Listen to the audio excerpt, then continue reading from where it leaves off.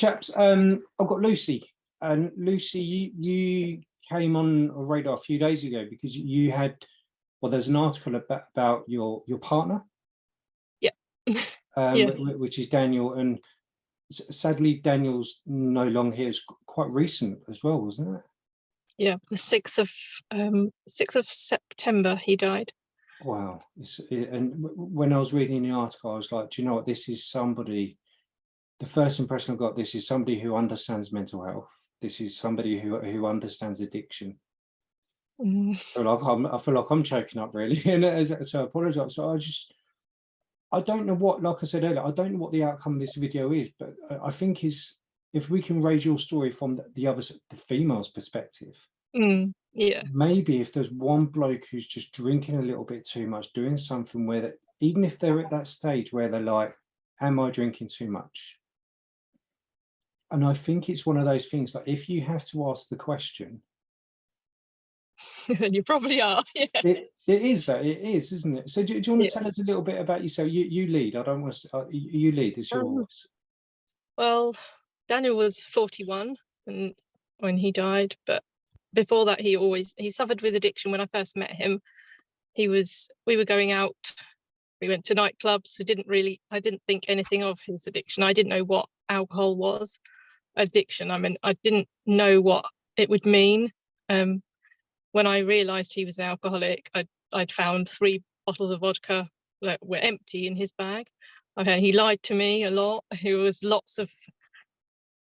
lot of things that he was trying to hide, but he was also using people he was trying to get the alcohol, and I didn't realise that. And I was another person that he was using to get alcohol, because he would ask me to drive and get it.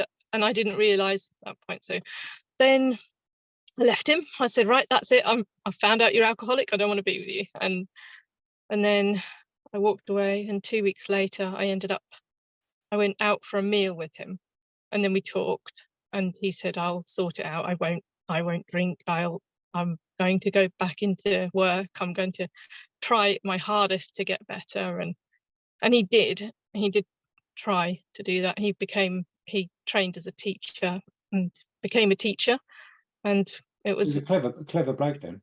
Very, very clever. Very, yeah, very, very clever. And then he did still drink, and he'd try and hide it from me. And we went to the doctors. He said, I need to get help. So, because he was drinking beer and he was drinking wine, but it was in the evening. So like a normal, you'd have a bottle of wine and it would go from 1 glass to a bottle, and possibly a couple of beers as well. Yeah. And then I like that. You've gone very dark there. Yep, there we go. I'm back. Yeah. And then he would it just got more and more, to the point where then we went to the doctors, and the doctor said, well, you're not really drinking enough. That's just that. I can't help you. We send 1 person a year to rehab, and you're not bad enough to go to rehab, so we won't send you. So I thought, well, how bad do you have to be? That's exactly what's going through my head, because I think if you think you've got a problem, then you go and get the help. You try to get the help, but it's not there. So yeah, I then thought, well, what else can do? I didn't know much about alcohol at that point. I then started looking it up and finding out where he could go. And obviously, all the places like the Priory cost a fortune. It's impossible to go to. Then so then he was drinking to the point where he was drinking wine, and it was getting more expensive, a lot more expensive. And he was earning money through work. He was working at that point as a teacher, and he couldn't afford. I was thinking, well, we can't afford the bills and for you to drink. And it wasn't a major issue. It didn't really cause many arguments, but it was there. Yeah. So still didn't really think a lot of it, other than that's a bit of a problem and we need to sort it out. But he then he said to me, I need to, it's not the wine, it's not the beer, it's the alcohol content that he wanted. And so at that point he turned to vodka, and I wish that I could have stopped him from because the vodka was cheaper, so it made sense for him to drink vodka rather than anything else. And I didn't step in at that point. I think if I had stepped in and said, no, that you can't drink vodka, I never, just didn't think at the time. I'd got pregnant, so I was pregnant with my first child, and I was just going along with everything, really, not really, probably enabling him in some way to carry on, because I didn't know what else to do. And then Is that more just to keep the peace? yeah, definitely to Yeah.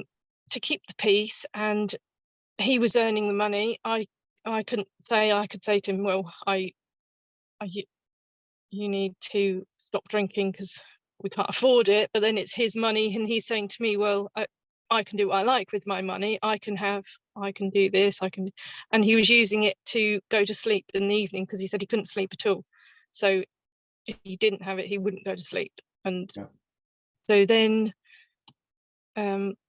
we moved, and it was fine. He progressed in the teaching.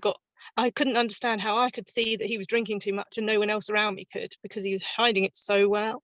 Well, that's the thing about what they call high functioning, isn't it? Like high functioning drug addicts. Yeah. There's people who take heroin like all the time, and they're. I heard of one he was a lecturer at a university, and you just like, Yeah, wow, and I think sadly it tends to be the high functioning people where they slip through the net. they definitely slip through. Yeah. Yeah, and then Can't get the help because they're high functioning, so oh, yeah, and no, they think I they're get, okay. but they're the ones they're the ones sadly you read about in the papers. Well, Yeah. here we go, isn't it? Mm, Sorry, I feel a bit of an yeah. I don't think so. Is there anything through that where you think he could have? I don't want to pass, but I don't mean how that sounds. Is there anything where you think back like I wish that would have changed, or maybe you could have done that, or I wish he hadn't started drinking vodka. I wish I'd stopped that somehow. But I don't think you could have. Not you. no, Yeah. no, I don't think I could have done. We then moved again, moved a couple of times, but it was, and other people started to know, because I would tell people. Then I regretted telling people, because they would then judge him and me and say, well, you should leave because of the children. And because I'd had another child by then, Isaac was only he was 9 months old, and I got pregnant again, and I needed Dan's support. And actually, if I'd had one child, I probably would have left then. But when I got pregnant, I thought, I couldn't leave him, but I wanted to in a way. But I also loved him a lot, and I thought, I can't just leave him because he's drinking.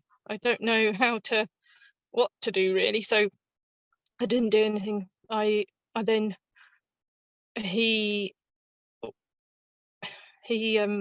had a breakdown at work, and he called me and said, can you come and get me now?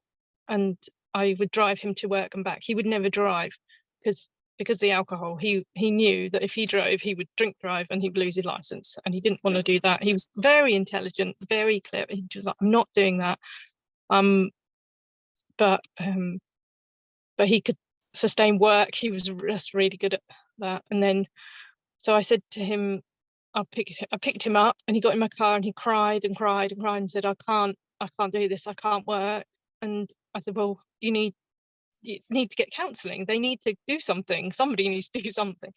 So, and his work after that gave him 6 weeks of counselling. So they gave him 1 session a week at occupational health in the hospital. And then he needed longer, and he said, I'll pay to have more sessions. And they said, your work has paid for 6 sessions, and we can't extend that unless your work say yes. Well, they said, no, we can't afford to pay for you to have more counselling. So and the only option was to go and find somebody else. But he didn't want to find somebody else. He wanted to go to that counsellor, and but he had no choice. He had to leave. We had to leave from there, and he ended up not getting the counselling. then so then he carried on. He worked for about another few weeks, and then he quit completely. And I didn't know why he'd done that. Everything got a bit too much. I left, moved to my dad's. He went to pick up the children while he was drunk. He tried to, and the school said, no way, you can't do that. So I then moved him, I moved house, and he ended up on the street for only 3 days really. And my mum and me, we paid for him to stay in different hotels, and because we didn't want him to be on the street. But he had definitely got out of control by that point, and that's when Turning Point came in. I think they were changing, they were different. There was something before Turning Point, and then, but they helped him a little bit. But they were just like, you need to stop drinking to see your children. A lot of the social services came in, and everything spiraled a bit out of control. Well, I think that must have been the bit where you must have been crapping yourself, because obviously you want to do what's right for the kids, but the second the social gets involved, they don't help the person that's addicted. They help the family. They try to help the family, but actually they should be helping the person that's got the problems, like got the person that is the alcoholic, or they should be helping that person, because in turn they help the family. But they don't do it like that. They come after the mother who's got the children and tell the mother they're not allowed to see that. They're not allowed to see the father. So then you get a lot of people that end up lying to social services and saying, oh no, it's fine, I'm just, which I did end up doing. I ended up saying, oh no, I'm not seeing him at the moment because he's fine. And so going back on everything I'd said, I had to say, oh no, he's not an addict. There were so many things I had to say to get, because I wasn't being listened to. I was just being told, if I don't leave him, then social care will come in and take my children away. And I said, that's not happening. I'm not letting that happen. Yeah. And then they said, he can see the children if he doesn't drink. And that's, again, they just said, stop drinking. So he did, because he wanted to see the children. So he stopped drinking, and he had a fit, and that was the first fit.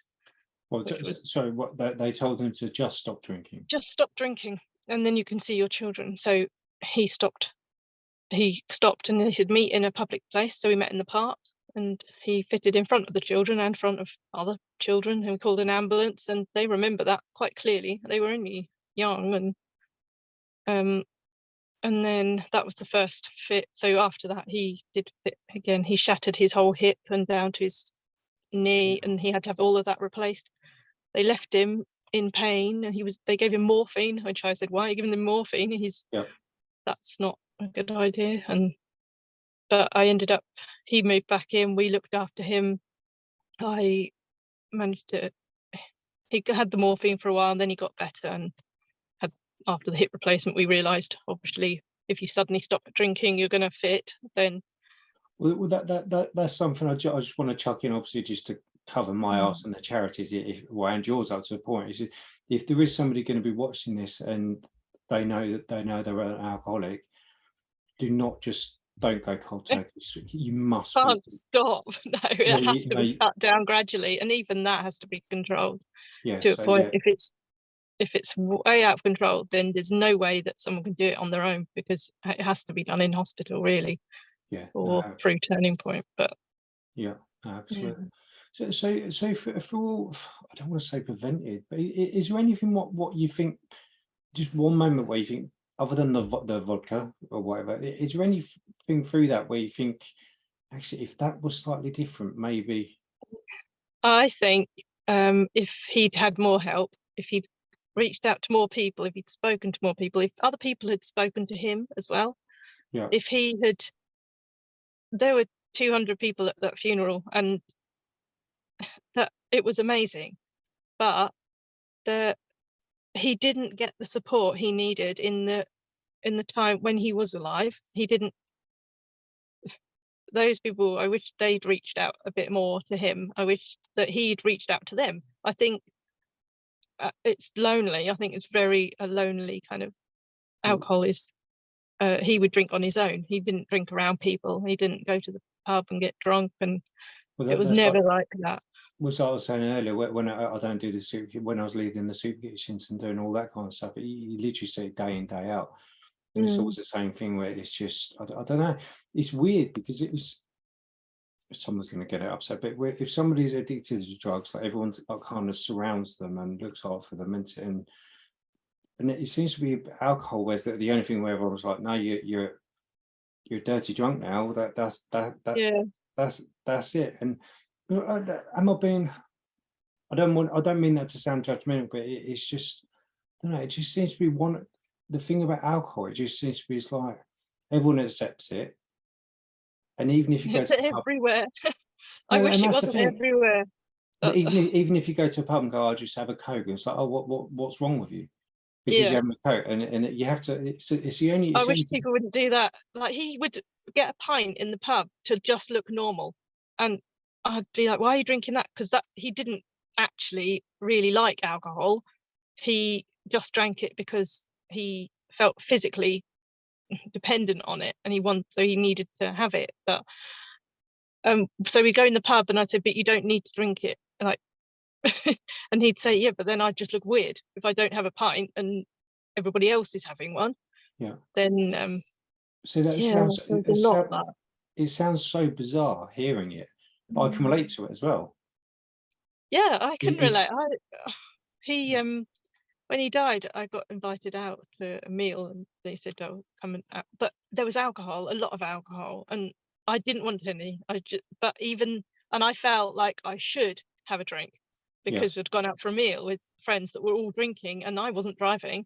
So they were, well, why aren't you just have a drink? Like, it's not an issue, but actually it is. yeah, And I no, think, and it's everywhere. It's in your face. It's like cigarettes are behind the counter, and I don't understand why.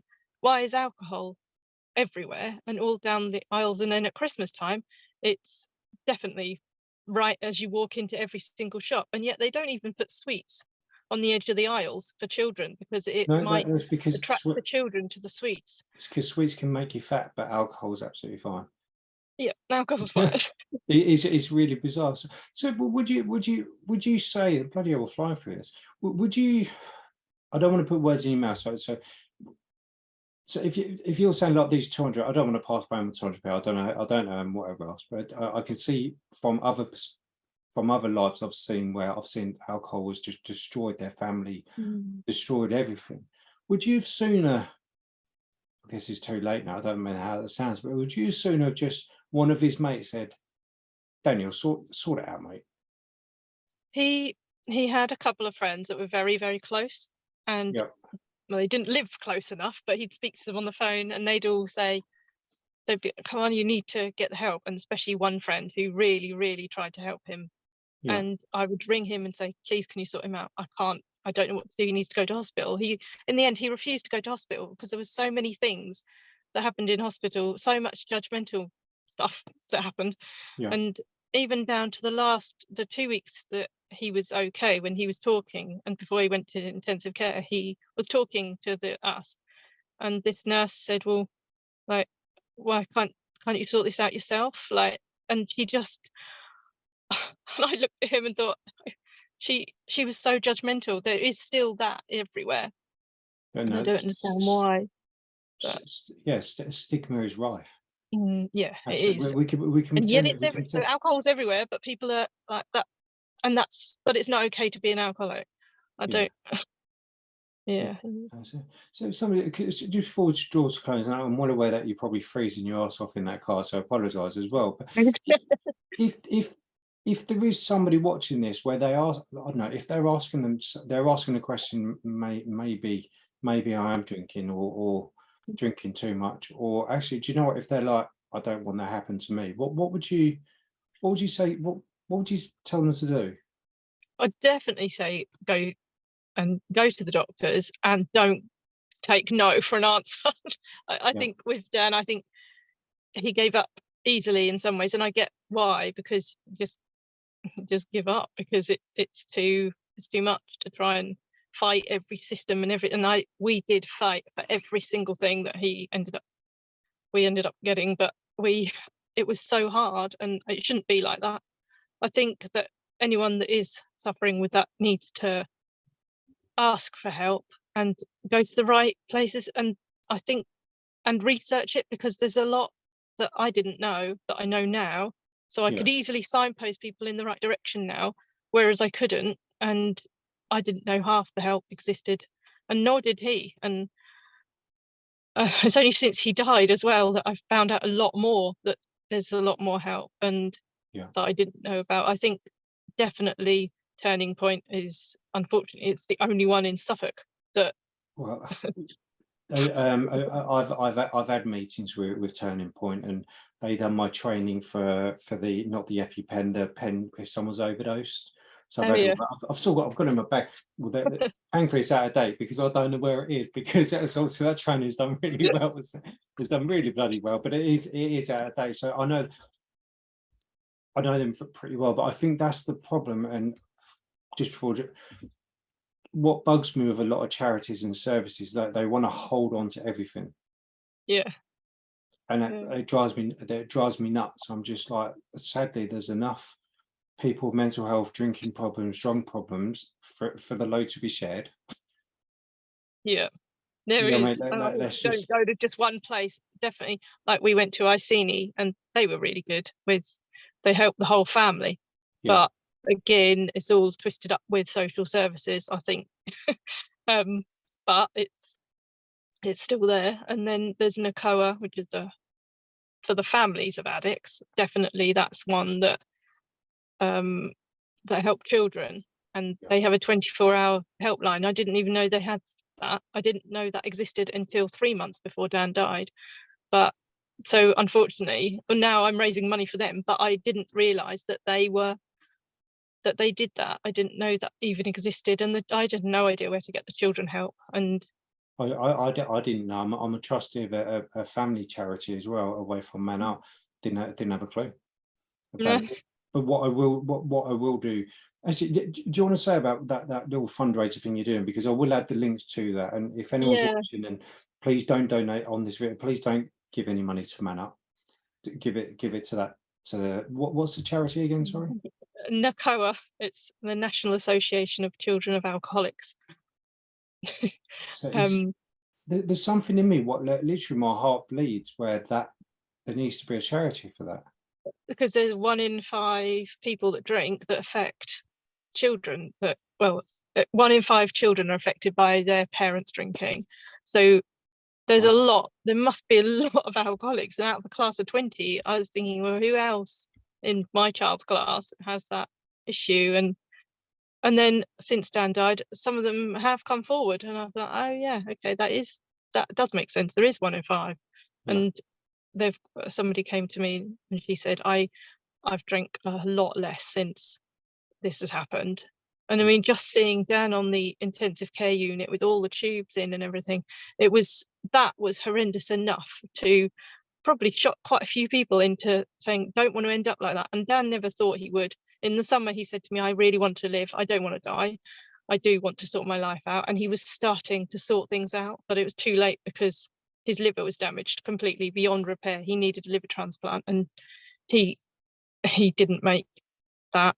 He didn't even make the list because he was too ill by that point. Yeah. But I wish it had never got to that point.